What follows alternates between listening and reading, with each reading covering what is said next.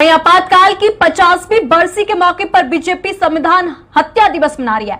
25 जून 1975 को तत्कालीन प्रधानमंत्री इंदिरा गांधी देश में इमरजेंसी की घोषणा के 50 साल पूरे होने पर बीजेपी इस दिन को संविधान हत्या दिवस के रूप में मना रही है। बीजेपी ने आपातकाल के 50वें वर्ष में कई कार्यक्रमों के माध्यम से आपातकाल की भयावहता, क्रूरता और कांग्रेस की दमनकारी नीति को लेकर जनता के दरबार में पहुंचेगी। नागरिकों के मौलिक अधिकारों को कुचलने वाले आपातकाल के काले अध्याय पर जो बीजेपी है अब वो संवाद करेगी। अधिक जानकारी लेंगे, हमारे साथ रायपुर से गोपी लाइव है। गोपी, क्योंकि देखा जाए तो आपातकाल के 50 वर्ष पूरे हो चुके हैं, जिसको भाजपा जो है संविधान का काला अध्याय के रूप में मना रही है, संविधान हत्या दिवस के रूप में मना रही है और इस बार 50वीं वर्षी में कार्यक्रमों के माध्यम से आपातकाल के काले अध्याय को जनता तक पहुंचा रही है। बिल्कुल, आज भाजपा के द्वारा 50वीं वर्षगांठ आपातकाल की मनाई जा रही है और इसे संविधान की हत्या दिवस के रूप में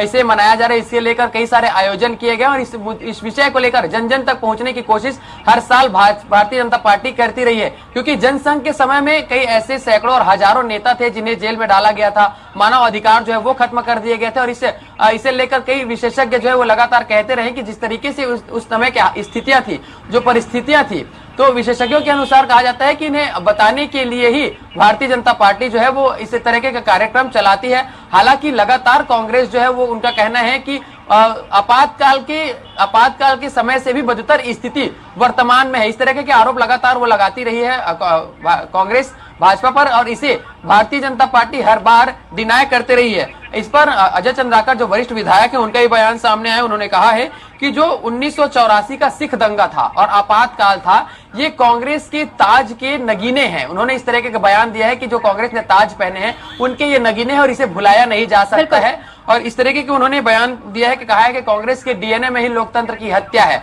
इस पर जो पीसीसी चीफ है दीपक बैज, उन्होंने भी पलटवार किया। उन्होंने कहा है कि आपातकाल के समय से बदतर स्थिति जो है वो वर्तमान में है। अघोषित आपातकाल जो है वो प्रदेश में लगा हुआ है, देश में लगा हुआ है। कांग्रेस के जो विधायक है उनकी खरीद फरोख्त होती है, जो विपक्षी नेता है उनके घर केंद्रीय एजेंसियां जो है वो छापेमार कार्रवाई करती। तो इस तरीके के आरोप लगातार लगाए जा रहे हैं। लेकिन जो आपातकाल लगाए गए थे जिसमें मीसाबंदी है, उनसे लगातार भारतीय जनता पार्टी उनका सम्मान करती है, उनसे मुलाकात करती है और उनसे संगोष्ठी के माध्यम से जो है आम जनता तक उस समय के जो दर्द रहे हैं, जो स्थितियां रही हैं देश की, उसे बताने की कोशिश जो है वो की जाती है। भारतीय जनता पार्टी एक और आरोप लगाती है, क्योंकि हमने अभी तक कुछ साल से देखा है कि राहुल गांधी या और वरिष्ठ जो नेता है कांग्रेस के, ये हाथों में संविधान लेकर घूमते हैं। तो इसका कटाक्ष करने के लिए भी इस तरह के आयोजन जो है वो लगातार भाजपा करती रही है, ताकि आरोप प्रत्यारोप चलते हैं और जिस तरीके से दोष मढ़ने का काम होता है वो सिद्ध ना हो सके। ठीक है गोपी, धन्यवाद तमाम जानकारी देने के लिए।